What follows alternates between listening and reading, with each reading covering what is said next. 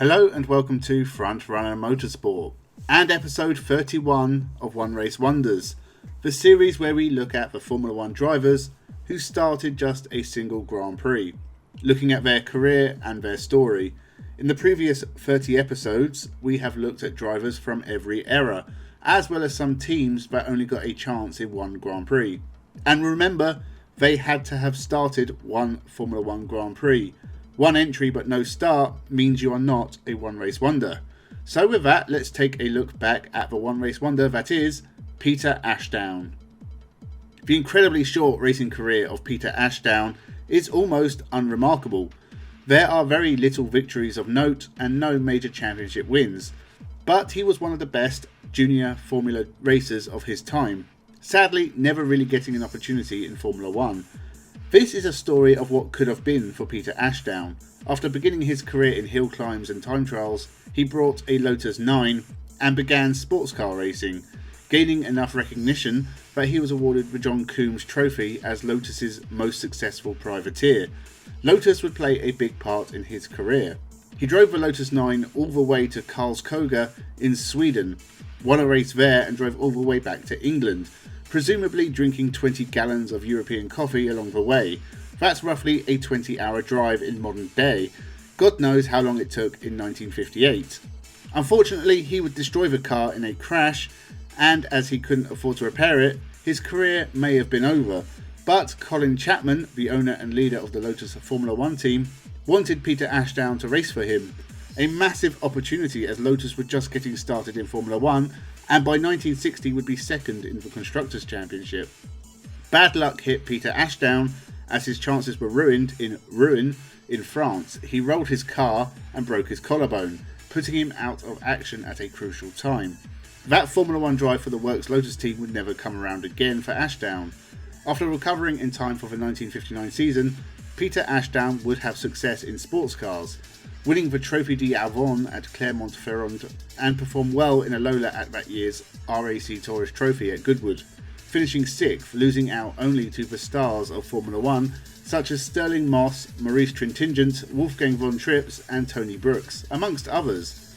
1959 was also the year Peter Ashdown took part in his only Formula 1 race. Not with Lotus. Peter Ashdown was hired by former Formula 1 driver Alan Brown to race a Coventry Climax powered Cooper Formula 2 car, back when such things were allowed on a Formula 1 grid. Alan Brown himself had scored Formula 1 points on his debut in the Swiss Grand Prix of 1952 in a self-entered Cooper Bristol, but had not raced after 1953, instead hiring drivers to do his dirty work. Alan Brown entered 2 cars under the team name Equip Alan Brown for Peter Ashdown and Mike Taylor, who was also making his one and only appearance in Formula 1 and also had a history with Lotus. We'll get to Mike Taylor some other day. The pair were the last 2 cars on the grid, starting 23rd and 24th.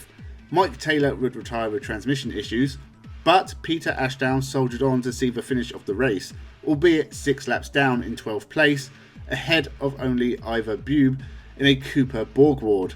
My favourite car manufacturer ever, solely for being called Borgward. It sounds like an orc from Lord of the Rings. It doesn't sound great, but it was on about par with the other Formula 2 cars. Peter Ashdown was the third of these to cross the line behind Chris Bristow and Henry Taylor. This performance went unnoticed and Peter Ashdown never raced in Formula 1 again after this. Despite that disappointment, Peter Ashdown did win the 1959 and 1960 Formula Junior Championship, as well as finishing second in the 1960 Monaco Formula Junior race. He had more success in sports car racing as well, scoring a class win in the 1960 1,000 kilometres of the Nürburgring and winning the Autosport Championship 3 years running in his Lola.